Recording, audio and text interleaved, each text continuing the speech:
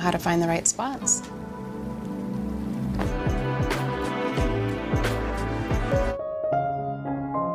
Halo teman-teman, di video kali ini admin mau nyeritain film yang berjudul Bodyguard Seduction.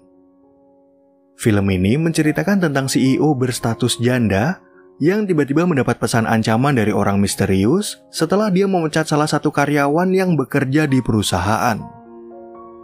Karena khawatir dengan keselamatannya, wanita ini akhirnya menyewa seorang pengawal atau bodyguard untuk melindunginya dari berbagai ancaman lain. Namun karena wanita ini adalah seorang janda yang kesepian, dia malah jatuh cinta dengan pengawalnya yang gagah dan ganteng yang kebetulan juga sedang jomblo. Nah, kira-kira bagaimanakah kisah wanita dan pengawal ini selanjutnya? Yuk langsung aja admin mulai alur cerita filmnya. Cerita film ini dimulai dari wanita cantik bernama Charlie yang merupakan pendiri sekaligus CEO dari salah satu perusahaan fashion di Amerika. Kebetulan akhir-akhir ini sosok Charlie menjadi sorotan di media, di mana orang-orang merasa penasaran dengan kisah cinta Charlie karena 2 tahun yang lalu dia baru bercerai dari mantan suaminya. I'm glad to see you have a sense of humor. Semenjak berstatus janda, Charlie sebenarnya pernah menjalani hubungan cinta dengan beberapa pria, namun hubungan itu selalu gagal dan kandas di tengah jalan. Banyak media pun penasaran siapa pacar baru Charlie, tapi Charlie tetap menolak untuk berkomentar dengan alasan dia ingin fokus pada bisnisnya yang ceritanya lagi naik daun. You think, what a difference a year makes. Same thing a million times. No comment. Setelah selesai wawancara, Charlie mendapat telepon dari sahabatnya bernama Lara yang sekaligus merupakan partnernya dalam mendirikan perusahaan. Dalam pembicaraan itu, Lara kemudian membahas tentang perancang busana mereka, yaitu seorang pria bernama Godfrey yang menurutnya punya potensi bagus. Thank goodness. Look, I hired Godfrey because I believe. Sebagai pemegang saham tertinggi di perusahaan, Charlie ternyata nggak sependapat dengan Lara, di mana menurutnya Godfrey kurang berbakat dalam merancang busana. Namun Lara tetap meminta Charlie agar memakai Godfrey, karena sebagai pendiri perusahaan dan pemilik saham, Lara juga berhak untuk membuat suatu keputusan. We decided that I would be the face of the brand. Besides, you need to make peace with him and you need to do it today. Ketika Charlie kembali ke kantor, dia tiba-tiba mendapat laporan dari anak buahnya kalau Godfrey sedang berada di ruangan Charlie. Tentu aja hal itu membuat Charlie merasa sangat marah, sehingga Charlie langsung memecat Godfrey yang udah masuk ke ruangan CEO dan sembarangan memakai komputernya. You are lucky all I'm doing is firing you. Now get out! You mean mine too? Yes, yours too. Mengetahui Godfrey dipecat dari perusahaan, kini giliran Lara yang merasa kesal kepada Charlie karena Charlie udah memecat seorang pegawai tanpa berdiskusi kepadanya. Ternyata selama setahun ini Charlie juga sering membuat keputusan secara sepihak, sehingga Lara merasa sangat tersinggung dan seperti nggak dianggap sebagai petinggi di perusahaan. Please just do your job and find somebody else. Di saat mereka mengadakan rapat, Charlie kembali membuat keputusan sendiri tentang waktu promosi produk yang akan diadakan bulan depan. Tentu aja keputusan itu menyebabkan perdebatan antara Charlie dan Lara, di mana Lara akhirnya merasa muak dengan sikap Charlie yang menurutnya sangat egois dan gak peduli sama kerja sama tim. I thought we agreed on Christmas. I decided to move. Adegan film kemudian beralih ke tempat lain, di mana ada 2 bodyguard bernama Vargas dan Johnny yang sedang menjaga atasan mereka. Namun atasan mereka malah melakukan pelecehan terhadap seorang wanita, sehingga Johnny langsung memukul atasannya sendiri, dan akhirnya dia dipecat dari pekerjaannya. Beberapa hari kemudian, Charlie tiba-tiba mendapat kiriman paket misterius yang berisi sebuah boneka dan pesan ancaman. Ternyata Charlie sama sekali nggak terganggu dengan ancaman tersebut, namun Lara punya pendapat yang berbeda, dan mereka harus membahas kejadian ini dengan dewan di perusahaan. False alarm everybody. Back to work. You all heard her. Karena merasa khawatir dengan keselamatan Charlie, Lara lalu mengusulkan untuk menyewa seorang pengawal, tapi ditolak oleh Charlie yang nggak mau merasa terintimidasi. Lara pun akhirnya berusaha membujuk Charlie dan mengatakan kalau menyewa pengawal itu hanya bersifat sementara sampai para polisi berhasil menyelesaikan kasus ini. Routine, just until the police finish their investigation. Keesokan harinya saat akan berangkat ke kantor, Charlie tiba-tiba melihat seorang pria mencurigakan yang berada di halaman rumahnya. Charlie yang takut pun lalu segera menelpon 911 untuk melaporkan kejadian tersebut karena dia merasa curiga kalau pria itu sedang menaruh bom di bawah mobilnya. M-A-V-E-R-D-E, is that correct, ma'am? Sebelum menutup telepon, Charlie sempat menyemprotkan cairan merica ke pria tersebut dan nggak taunya pria itu adalah Johnny yang akan menjadi pengawal bagi Charlie. Johnny pun lalu memberitahu kalau dia disewa oleh Lara, dan setelah Charlie mendengar beberapa penjelasan dari Johnny, dia akhirnya percaya kalau Johnny adalah seorang bodyguard. Some water? Oh yeah, this is that way. Wait, I'm fine. It was a mistake, I'm sorry. Gara-gara kesalahpahaman ini, Charlie kemudian segera menelpon Lara yang telah mengirim pengawal tanpa persetujuannya. Namun karena Lara udah terlanjur menyewa jasa Johnny, Charlie akhirnya setuju untuk didampingi oleh seorang pengawal dengan masa percobaan selama 2 hari.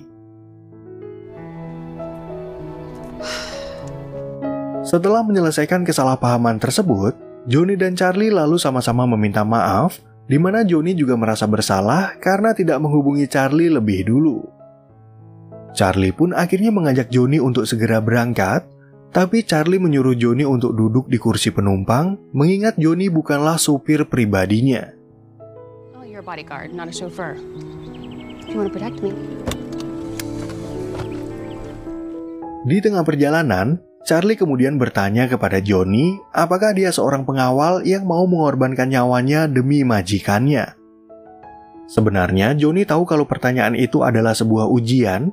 Oleh karena itulah dia menjelaskan tentang komitmennya yang akan selalu menjalankan pekerjaannya dengan baik. Look, once I commit to someone, I commit. All I'm gonna say is I've seen how ugly you kind of people can play, and I don't want. Beberapa saat kemudian, mereka berdua akhirnya sampai di sebuah rumah sakit, di mana Charlie menyuruh Johnny menunggu di mobil dan melarangnya untuk ikut. Namun sebagai pengawal, Johnny tetap mengikuti Charlie dan melihat Charlie berbicara dengan seorang dokter tentang biaya rumah sakit dari seorang pemuda yang mengidap penyakit kanker.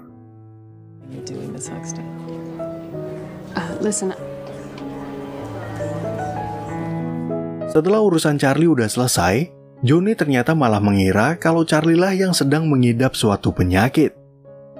Johnny kemudian mengaku kalau dia mengikuti Charlie masuk ke dalam dengan alasan dia nggak mau disalahkan oleh Lara dan para dewan jika terjadi apa-apa kepada Charlie. Technically work for you, I work for the board. Selain alasan tanggung jawab, Johnny ternyata merasa kasihan jika ada wanita yang mengidap penyakit parah karena dulu ibu Johnny meninggal akibat leukemia. Johnny pun berharap kalau Charlie mau curhat tentang kesehatannya, tapi Charlie mengatakan kalau dia dalam kondisi sehat dan tetap merahasiakan apa yang telah dia lakukan di rumah sakit. This is a personal matter. Sebagai seorang pengawal, Johnny berusaha menjalankan tugasnya dengan baik, yaitu mengawasi Charlie tanpa mengganggu pekerjaannya. Dan setelah pekerjaan Charlie udah selesai, Johnny kemudian mengantar Charlie untuk pulang ke rumah demi memastikan keselamatan kliennya sambil sedikit berbasa-basi tentang rumah Charlie. Have a good night. You too. Karena masih penasaran dengan Charlie, Johnny lalu datang lagi ke rumah sakit untuk mencari info, tapi sayang dokter di sana nggak mau bercerita apa-apa tentang Charlie. Di sisi lain, Godfrey tiba-tiba mendapat pesan dari orang misterius yang mengaku kalau dialah yang mengirim pesan ancaman bagi Charlie dan ingin mengajak Godfrey untuk bekerja sama. Keesokan harinya saat sedang bekerja, Charlie nggak sengaja menumpahkan kopinya sampai membasahi pakaian Johnny. Charlie pun kemudian menyuruh Johnny untuk menunggu di toilet, dan begitu Charlie membawakan baju ganti, dia nggak menyangka kalau Johnny adalah pria yang gagah dan ada bekas luka di kaki kanannya.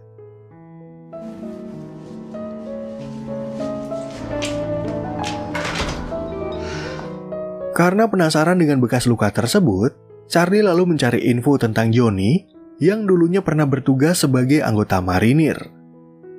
Ternyata Johnny pernah menyelamatkan 3 orang wanita dari ledakan bom, dan dari info itulah Charlie akhirnya mengetahui apa penyebab bekas luka di kaki Johnny. Beberapa saat kemudian, Charlie tiba-tiba mendapat telepon dari pria misterius yang mengatakan kalau dia akan membunuhnya. Ternyata pria misterius itu menggunakan telepon di perusahaan, tapi sayangnya nggak ada satu pegawai pun yang melihat sosok pria yang mencurigakan. Gara-gara kejadian ini, Johnny lalu menyarankan mereka untuk menghubungi kantor polisi agar para polisi bisa memeriksa rekaman CCTV. Lara pun akhirnya merasa khawatir pada keselamatan Charlie. Oleh karena itu, dia meminta Charlie agar beristirahat di rumah dan menyuruh Johnny untuk melindunginya. Yes, ma'am. Di tengah perjalanan, Johnny kemudian bertanya kepada Charlie siapa kira-kira karyawan yang punya dendam kepadanya. Awalnya, Johnny curiga kepada desainer yang dipecat oleh Charlie, tapi Charlie merasa ragu karena menurutnya Godfrey nggak mungkin berani berbuat kejahatan. Selain curiga kepada Godfrey, Johnny juga curiga kepada mantan suami Charlie, namun Charlie menjelaskan kalau perceraian mereka berlangsung secara baik-baik. Dari pembicaraan itulah, Johnny jadi membahas kisah cinta Charlie, di mana menurutnya Charlie takut untuk berhubungan dengan seorang pria, mengingat dia pernah gagal dalam berumah tangga. No expectations, no complications. Well, I will have you know that I have dated plenty of people since then. Mendengar ucapan itu, Charlie jadi merasa sedikit tersinggung dan menyuruh Johnny agar menepi di pinggir jalan. Ternyata Charlie ingin membuktikan kalau dia nggak takut untuk menjalani hubungan cinta, tapi Johnny nggak serius menanggapi ciuman itu dan menganggap kalau Charlie hanya ingin memenangkan argumen mereka. Going home. Karena Charlie merasa semakin kesal, Johnny akhirnya meminta maaf atas apa yang udah dia ucapkan dan menjelaskan kalau dia nggak bermaksud untuk menyakiti perasaan Charlie. Di waktu yang sama, Charlie tiba-tiba aja diintai oleh orang misterius, dan di tengah pembicaraan mereka, Johnny untungnya bisa menyelamatkan Charlie yang hampir aja ditabrak oleh si pelaku. Ketika Charlie sampai di rumah, Johnny akhirnya memutuskan untuk menginap di rumah ini demi menjaga keselamatan Charlie. Pada kesempatan itu, Johnny kemudian bertanya lagi soal kunjungan mereka ke rumah sakit, karena menurut informasi yang dia dapatkan, Charlie tidak mengidap penyakit apapun yang tergolong parah. I know you're not sick. Merasa udah percaya sama Johnny, Charlie akhirnya bercerita kalau dia membayar biaya rumah sakit dari anak mantan pegawainya yang mengidap kanker tulang. Sebenarnya perusahaan nggak berkewajiban untuk membayar biaya tersebut, tapi karena Charlie merasa kasihan kepada mantan pegawainya, dialah yang akhirnya menanggung semua pengobatan. His mom is actually an employee with us. It's very generous. Selain membahas soal rumah sakit, Johnny kemudian kembali berbicara tentang kisah cinta Charlie dan ciuman mereka tadi siang. Johnny pun akhirnya mengaku kalau sebenarnya dia juga merasa kesepian, dan begitu giliran Johnny yang mencium Charlie, mereka berdua malah terbawa kilaf.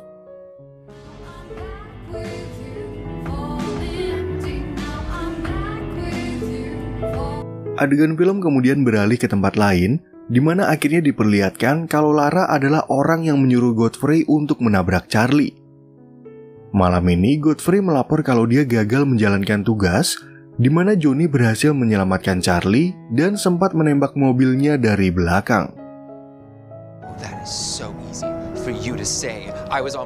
Karena Godfrey bukanlah orang jahat, dia akhirnya menolak untuk bekerja sama dengan Lara daripada nantinya dia diburu oleh polisi gara-gara perbuatan kriminal. Namun ternyata Lara udah siap untuk menghilangkan jejak, yaitu dia menembak Godfrey dengan pistol yang sama dengan milik Johnny agar para polisi menyelidiki peluru di mobil dan di badan Godfrey.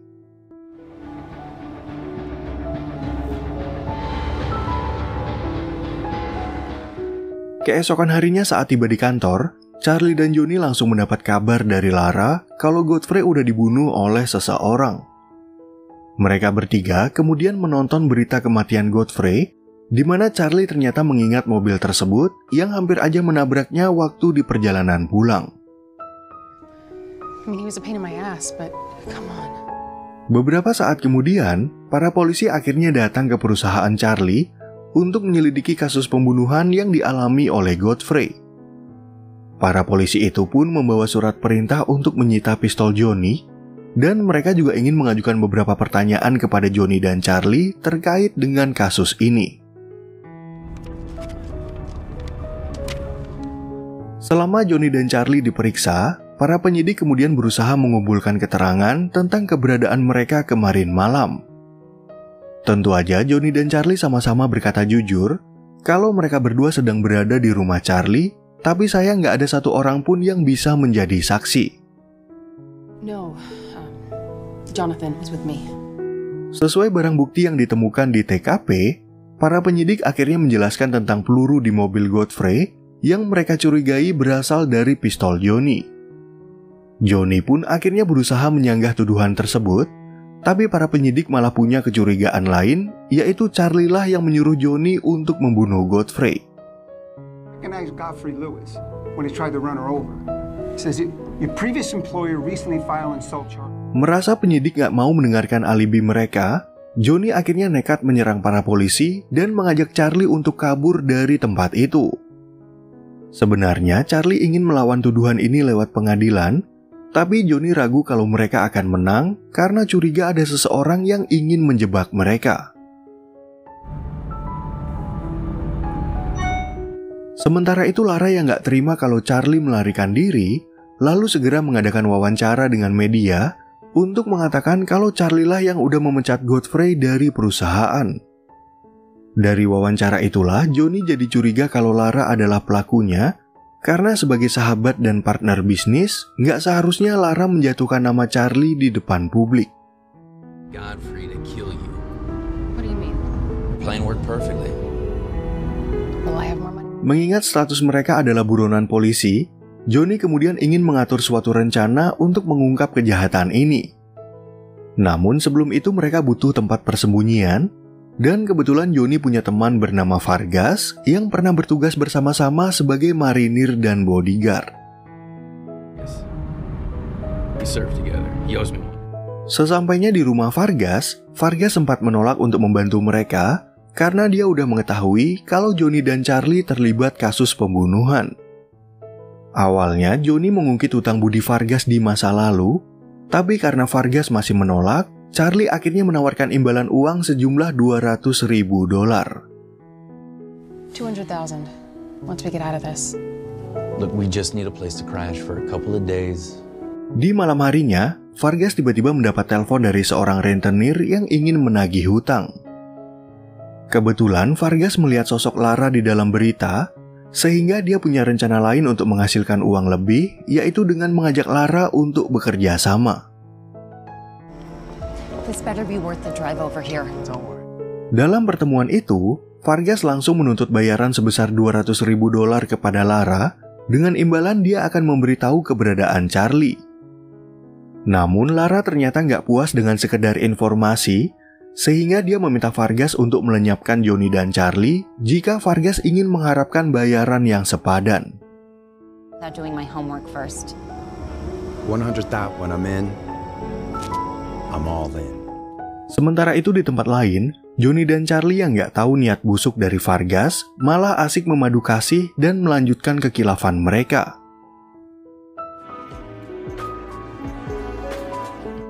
Keesokan paginya, Johnny kemudian mencoba untuk meminta bantuan dari temannya yang lain, tapi hal itu malah membuat Charlie merasa curiga dan bingung apa yang sebenarnya direncanakan oleh Johnny. Buddies and what, storm Lark's office and make a socialite before I met you? This is why. Ketika mereka sedang berdebat, Vargas ternyata udah bersiap-siap untuk memburu mereka, tapi beruntung Johnny bisa menghalangi Vargas yang ingin menembaknya. Johnny pun lalu meminta Charlie agar menyiapkan mobil, sedangkan dia sendiri berusaha untuk mengulur sedikit waktu agar mereka berdua bisa kabur dari rumah itu. Mengetahui Vargas ingin memburu mereka, Johnny dan Charlie akhirnya merasa curiga kalau Vargas yang serakah udah disewa oleh Lara. Dalam pelarian itu, Charlie sebenarnya udah tahu kalau Vargas mengikuti mereka, tapi dia nggak mau memberitahu Johnny dan ingin memancing Vargas agar mengikuti mereka ke sebuah rumah. Sound like good friends. Karena Charlie juga menaruh curiga kepada Johnny, dia lalu memancing Johnny untuk berbuat kilaf, dan di waktu yang sama, Vargas ternyata udah masuk ke rumah itu. Charlie pun lalu sengaja mengikat Johnny agar nggak bisa bergerak, dan setelah itu dia langsung meninggalkan Johnny untuk membuat rekaman suara tentang perlawanannya terhadap Vargas.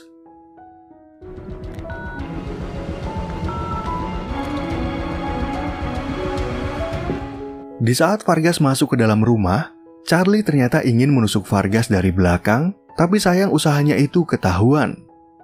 Pada saat itu, Charlie lalu sengaja menawarkan bayaran 2 kali lipat untuk memancing Vargas berbicara tentang kerjasamanya dengan Lara, dan percakapan mereka masuk rekaman suara. Setelah sedikit beradu argumen, Vargas akhirnya berhasil menangkap Charlie. Tapi sebelum Vargas menembak mereka, Charlie mengatakan kalau rumah ini adalah rumah Lara. Nggak lama kemudian, Lara akhirnya juga sampai di rumahnya, dan karena takut kalau rumah ini jadi TKP kejahatan, Lara lalu menyuruh Vargas untuk membawa mereka ke sebuah lapangan. Hurry up. Sebelum Charlie keluar dari ruangan itu, Lara akhirnya memberitahu alasan perbuatannya ini karena dia merasa dendam kepada Charlie. Dalam setahun ini, Lara juga merasa nggak dianggap sebagai pendiri perusahaan, oleh karena itulah dia nekat menghabisi Charlie karena dia nggak bisa mengeluarkan Charlie yang punya 51% saham di perusahaan.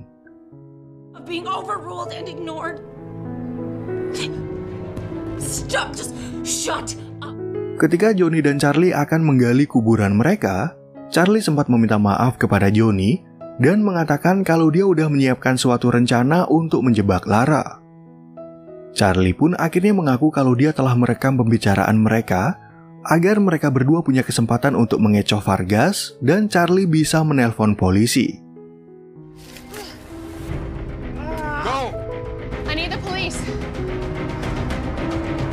Sebelum polisi datang ke rumah itu, Charlie kemudian sengaja menunjukkan rekaman pembicaraan mereka kepada Lara. Charlie dan Lara pun sempat bergulat untuk berebut pistol, dan gak lama kemudian polisi akhirnya sampai di rumah itu untuk mengungkap kejahatan Lara. Sesuai hasil penyelidikan, para polisi akhirnya mengetahui tentang kematian Godfrey, di mana peluru yang berada di jasad Godfrey ternyata berbeda dari pistol yang dimiliki oleh Johnny. Selain itu, para polisi juga udah mendapat rekaman dari Charlie, sehingga mereka akhirnya segera menangkap Lara atas berbagai kejahatan yang telah ia lakukan.